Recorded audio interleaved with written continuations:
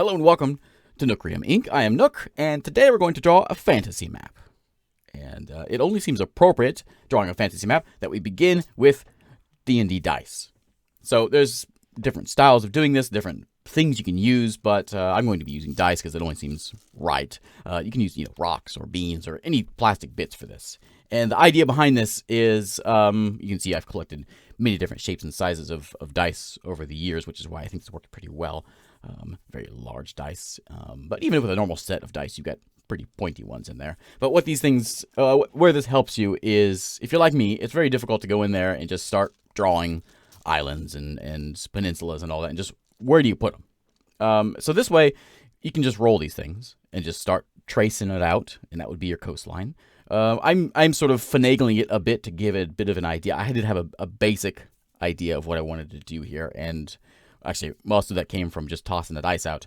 But you can see just sort of moving things around a little bit and giving it a bit of a shape, and you can kind of see a bit of a coastline to that. And so now you take out your trusty pink pencil, and you start very, very lightly sketching the outside of the map. Not sketching, but just tracing the coastlines. We'll come in here with pen in a moment, but for now, we're just going to keep on tracing this thing and very carefully try not to bump the dice. I'm doing a very poor job of that, but just very, very loosely go around the coastline. Every time there's like all these little nooks and crannies and bays that you're forming in here. The tiny little dice on the outside won't make perfect tiny islands out there.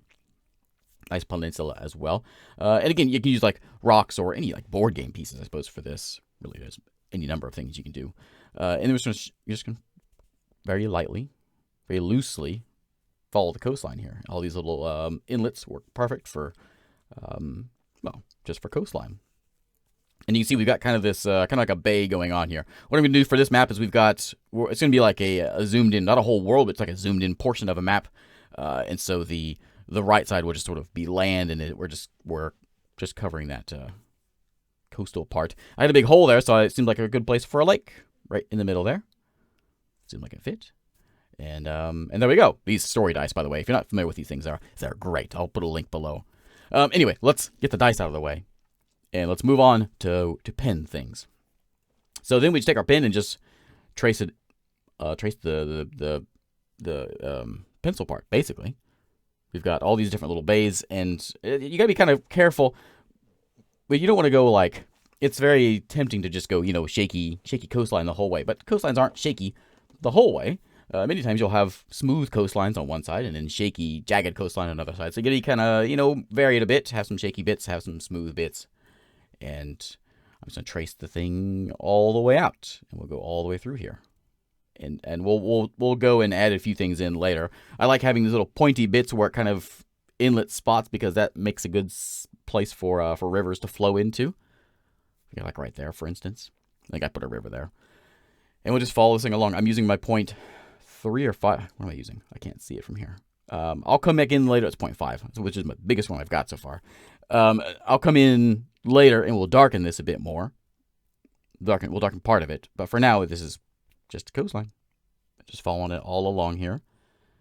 Adding a bit of a shake at times for coastline. And these little inlets work pretty well. There we go. And we'll, of course, do the lake as well. And then we'll move on to the next step, which I think, well, first off, we have to go and add in. It seemed like we needed a few more little islands in there. So we added a couple little islands. There wasn't any dice there, but just to sort of fill it out a bit more. We've got one there. There was a lot of space, just straight, boring space down here in the bottom, so I added a few more islands there. And up at the very north there's a hole there that needs fixed. Right. I'll get it. There it is. Right there. So it just seems like it seemed like a perfect place for just like a cluster of islands up there. And these are all just sort of, I'm just winging it really. There's nothing planned here. But it just seemed like a place where islands would be. This inlet here seemed like a good place for a almost like a delta. And so I added in a bit of little islands in there. And now it's mountain time. So you can do rivers, I guess, first, but I think mountains work best because you got to know where the rivers come from. Typically, they come from high ground. And the way you do mountains is just it's a sloping upside down V, basically. You can add little bumps into it every now and then. Bumps go a long way. Just make sure the bottom of it and the top of it, or first and the last of the V, you know what I mean, the bottom of it, is lined up. And you can kind of connect them a bit. You don't want them to be too spaced out, but you don't want to be too crammed in together either. Make sure you have a little bit of space there so you can squeeze things like rivers, maybe flow some forests in there as well. We'll fast forward this so we can, because I put a lot of mountains in this map. And I kind of like the idea of this being like, there's the southern coastline, the tectonic plate, or whatever you want to think it that way. And then this whole edge of the map is separated by a big mountain range on the east side. It's some sort of, foreboding range that separates this whole region here from everything else in the world. And there we go, add a few more. We'll go for some hills now. Hills are just, basically the same thing, just a little bit more rounded, obviously. And we'll kind of combine them in there. They're a little bit smaller. You can see that these are much smaller hills, so it's kind of gives the impression of being a smaller, more of a rolling Appalachian kind of range there. And more little hills over here just to add in a bit more detail over on that side. I wanted to give an excuse for drawing some deserts, and typically deserts are on one side of a mountain range, depending on where your wind's coming from. But now we'll get to rivers. Now we know where the mountains are. We know where the high ground is. Now we can get rivers in here. So this is a very big lake. It needs to be being fed by quite a bit, I would imagine. And so I'm flowing a few rivers into that main guy. It helps me anyway to always start from where the river begins and then flow it into the lake. I don't always do it, but I try to do that. And just weave it in there, because the rivers are very rarely straight. We do add a whole bunch of rivers in here. That one is a very big lake, so it needs some rivers flowing into it. So that's what we're doing here. And that one's going to go flow into that spot there. And everywhere you have a little nook in the bay, makes a good spot for rivers to connect. And we got another range for hills. I wanted to put a big desert here, so this gave me an excuse to put a desert in there. We have some hills sort of blocking. What's it called whenever the the moist air comes in from the coast, and then it hits a mountain range, and then it dumps. It's like a desert on the other side. There's a word for it. I had a river or a lake on that one river, and we had that big delta over there, so that one needed to be a big river as well. So they're going to flow in from those hills over there and make their way in. And now we're going to move into coastline. So mountains ranges are done, rivers are done, coastline time. So the way there's more ways than one, of course, doing this. The way that I think works best and is easy is you just take your finest pen, which is 0.05 for me, and I am just as close as I can, just following the coastline with it. A mostly connected line, maybe occasional dash in there.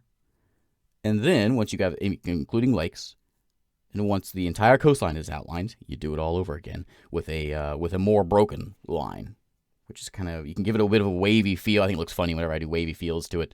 So just a broken, sketchy sort of line that goes around the entire coastline, including lakes as well. You can see the lake there has it also, and it makes a huge difference in defining your coastlines and your landmass.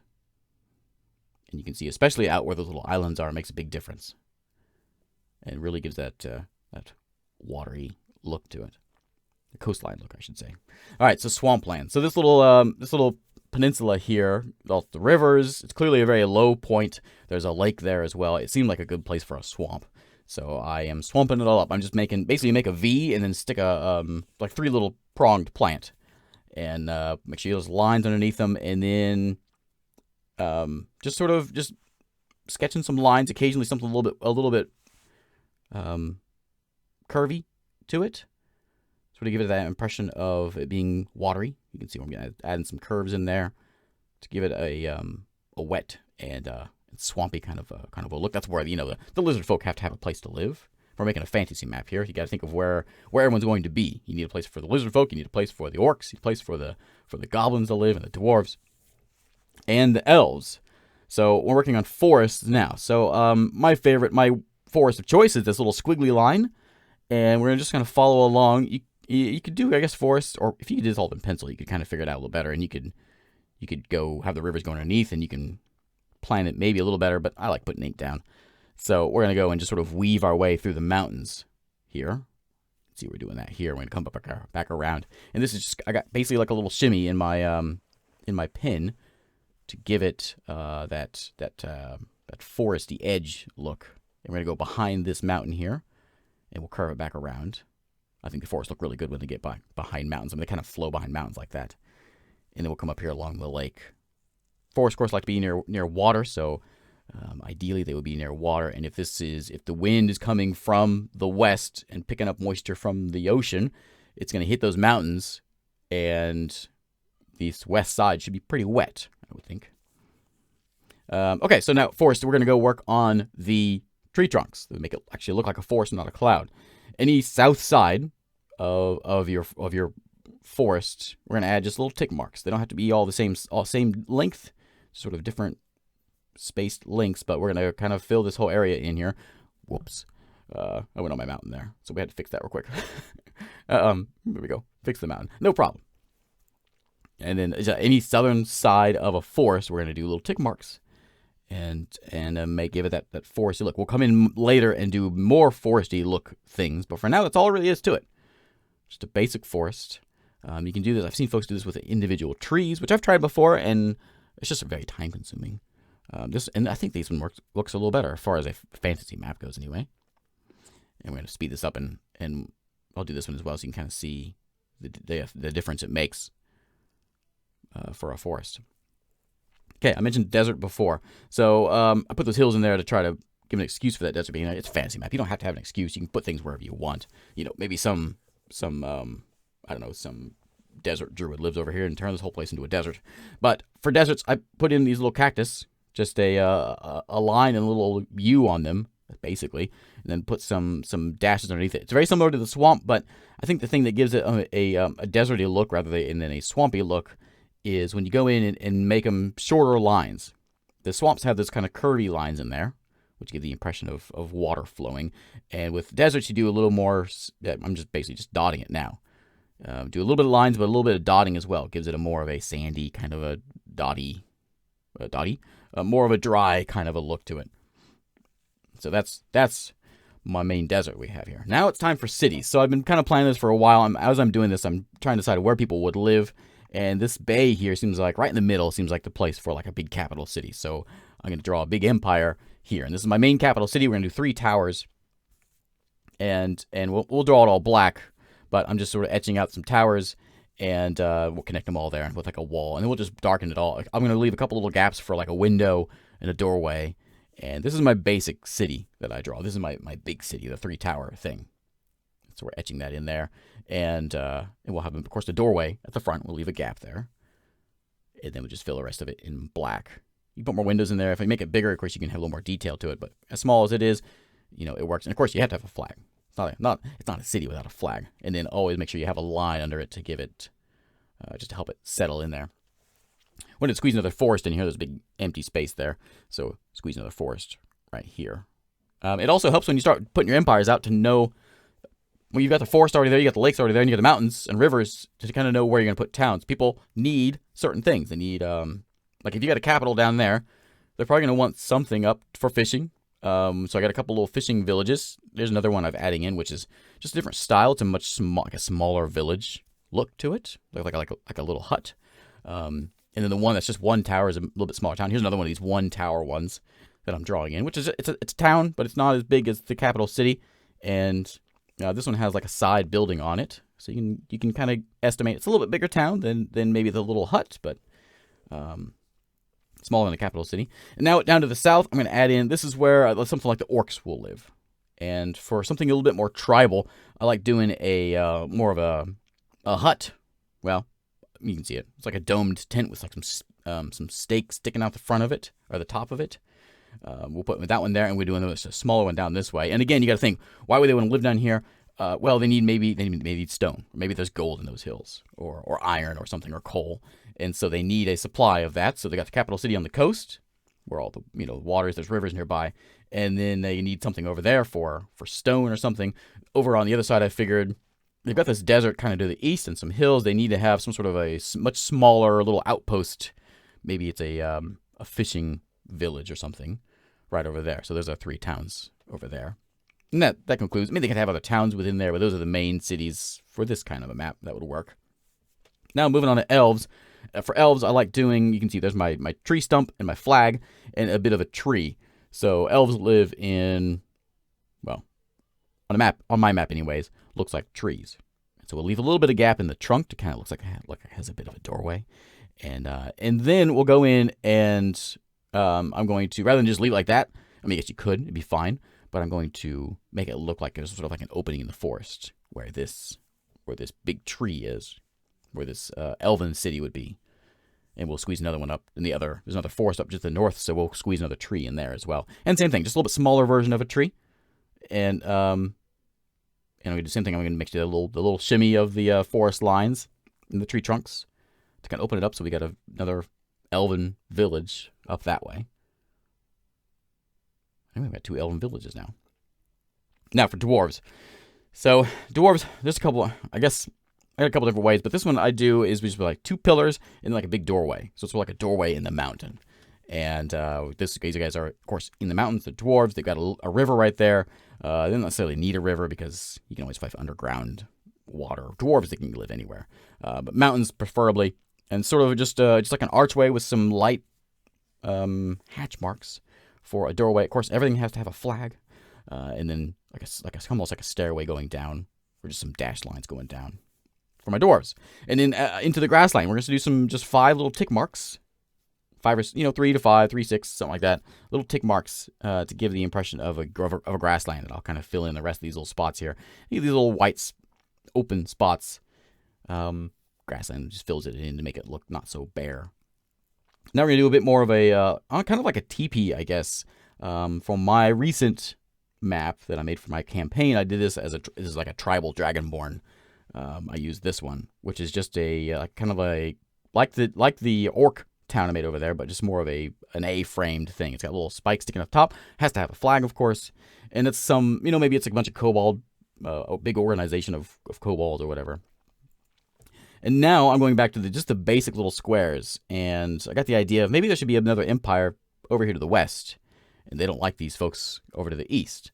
And so I'm adding in these little squares, which represents forts. There's not a whole lot of people live here, just a small little stockade, basically, is what these little squares are. And consider where your landmarks are. Your rivers and your mountains and your hills always make excellent separators of empires, for sure. Now we're drawing in, this is the opposing empire over to the west.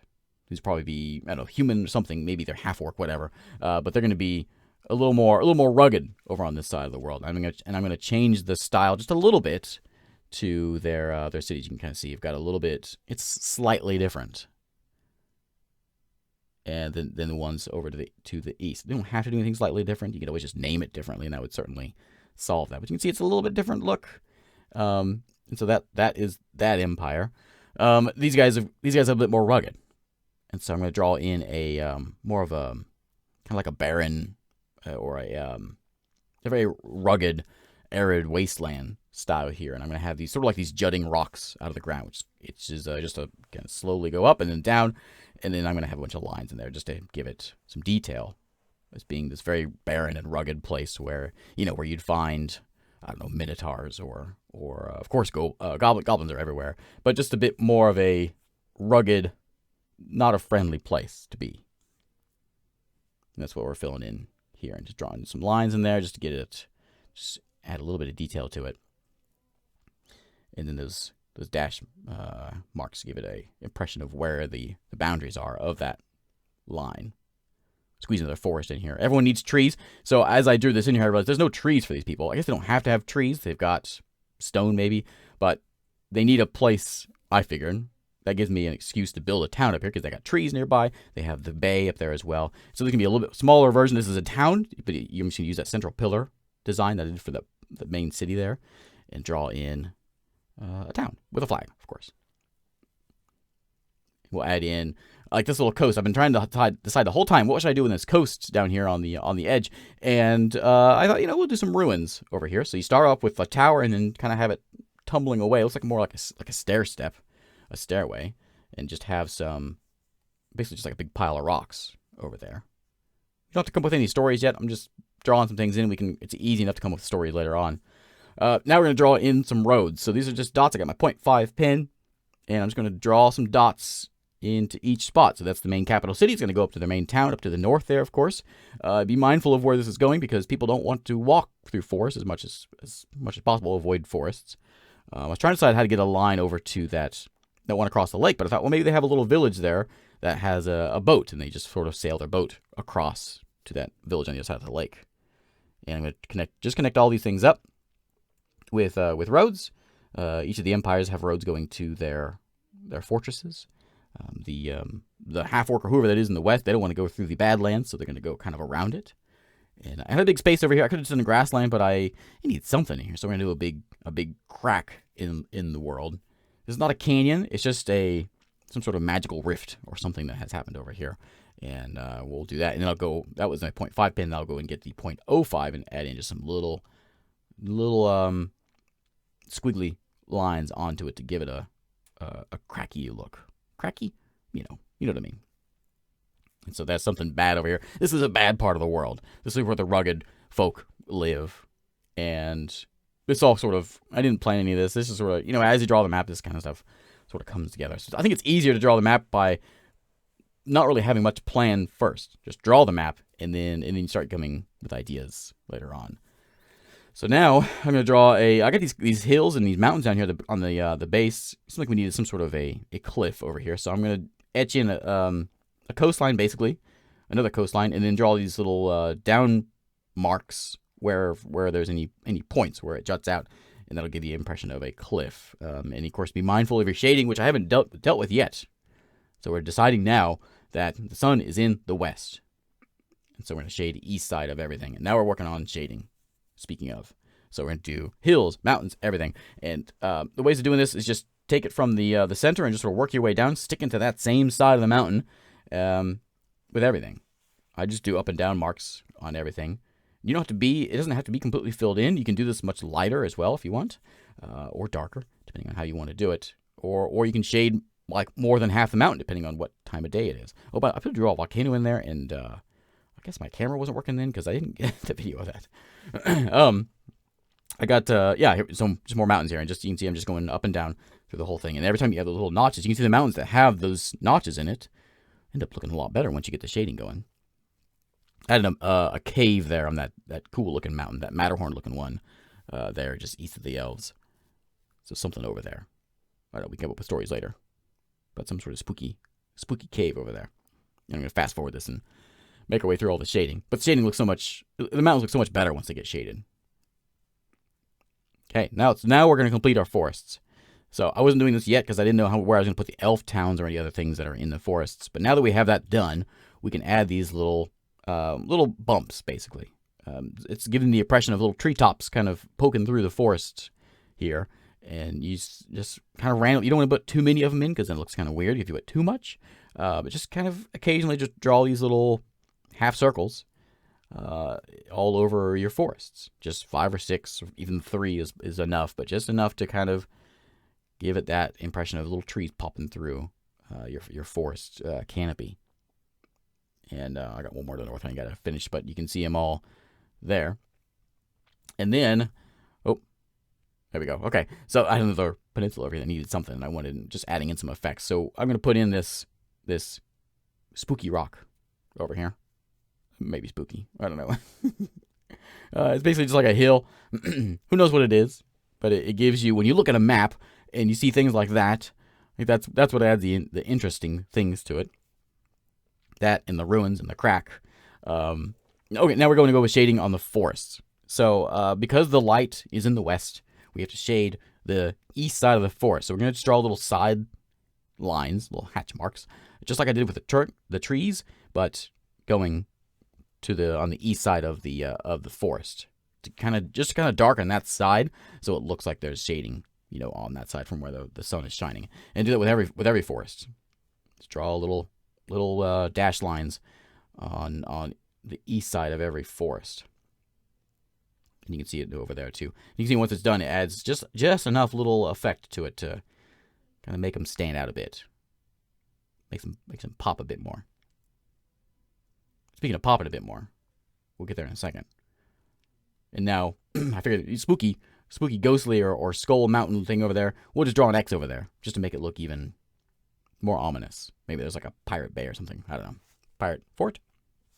Okay, I'm going to fast forward this because it's in pencil and it's hard to see, but I'm going to draw in a label. I'm not doing any town names in this, but I am going to do just a region name, or maybe, yeah, region names probably fits this best. I just pulled the name out of thin air, Eris, and I just drew it in pretty roughly because I don't want it to be too straight because it's kind of a ragged cloth is what we're making it look like here.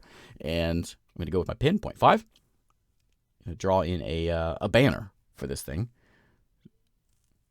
And same thing on the other side, kind of what you'll see. Make sure you get those shaded parts in there, so it looks like it's kind of like a banner. I've been working on my in my downtime. When I'm working on my lettering, I'm rather proud of how it came out. There we go. So there is Eris. I'm gonna go in there and make sure it looks kind of funny because it's not very straight and crooked and all that. But if you add these little marks in here with a skinny pen, it gives it that even more tattered and rugged look to it. And so we're going to do that all over the whole banner here. And that's pretty much it. So I'm going to go in and do some little dashes into the water just to give it kind of a wavy look. And then we've got, I think, one more thing here, and then we're done. And that is, oh yeah, I drew a sea monster. Every map needs a sea monster. And so we got a little kraken or something hanging out here in the bay. And so it's right at the very bottom, so it's hard to see, and I didn't have my camera positioned very well. But there's a tentacle, and we'll throw another tentacle in there. I guess you could throw a few tentacles if you wanted to. I just put 2 in there just to give it a spooky look. Fancy map. Things are spooky around here. Just fill in one side of that. There we go. You can see a little better now. All right, so now this is the part I think makes a big impact, and that is darkening the southern edge of your coastline. And I'm just I got my 0.5 pen, and I did this once with a brush pen, and it worked actually pretty good. So I may do that from now on, actually, but I didn't do this time. This is a 0.5 pen, and I am just darkening the southern edge of every coast. And you can see, just once it starts to come into once I start getting it all done, you can see how much it just sort of makes the landmass pop, almost like it's sitting out of the water. It's like raised above the water, and this is one of the biggest things that I've learned recently that you can do to make a fantasy map look really good. That and the shading, I think, are 2 really big, important things. And just the southern. It's tempting to do the whole map, but just the southern bit.